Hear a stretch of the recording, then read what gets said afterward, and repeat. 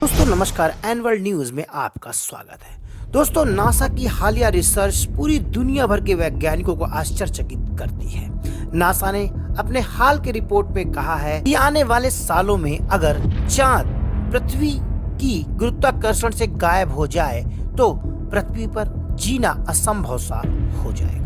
इसके साथ साथ वैज्ञानिक इस बात की भी संभावना तलाश कर रहे हैं कि भविष्य में जब पृथ्वी में जीना मुश्किल हो जाएगा तब मानव चांद पर कॉलोनी बनाकर रह सकेगा।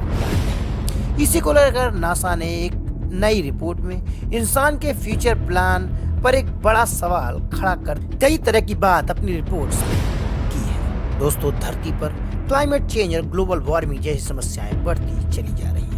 यही वजह है कि दुनिया भर के स्पेस साइंटिस्ट अब पृथ्वी का अल्टरनेटिव ग्रह खोजने की दिशा में काफी तेजी से काम कर रहे हैं। लेकिन वैज्ञानिकों का मानना है कि अगर हम किसी दूसरे ग्रह पर जाएंगे तो हमें बीच में अंतरिक्ष में ही कोई स्टॉप अपने अंतरिक्ष यान के लिए ढूंढना ही होगा।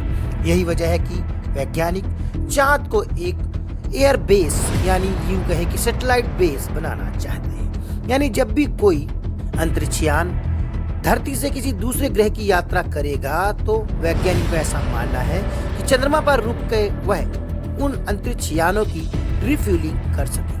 यही वजह है कि वैज्ञानिक लगातार चांद पर रिसर्च कर रहे हैं और भविष्य में मानव की कॉलोनियां बसाकर वहां रहने की संभावनाओं पर काफी तेजी से काम कर रहे हैं। इसी को लेकर नासा ने हाल ही में अपनी नई साइंटिफिक रिपोर्ट्स में भविष्य में इंसानों के फ्यूचर प्लान्स के बारे में बखूबी संकेत दिए। नासा ने यह भी कहा है कि फ्यूचर प्लान्स को लेकर संकट आ सकते हैं। नए सोच से इस बात के भी संकेत मिलते हैं कि पृथ्वी का खगोलीय साथी चंद्रमा अन्य कई परिवर्तनों से गुजर रहा है। वहीं पिछले कुछ 100 मिलियन सालों में इसके आकार में महत्वपूर्ण कमी आई है।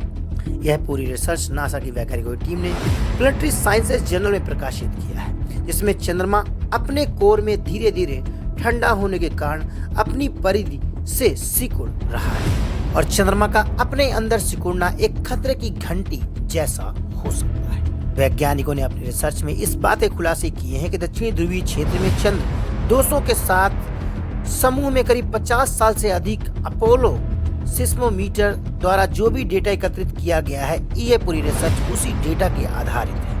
यही वजह है कि चंद्रमा में भी अर्थक्वेक की फ्रीक्वेंसी बढ़ने की संभावना वैज्ञानिकों द्वारा जताई जा रही है। नमस्कार।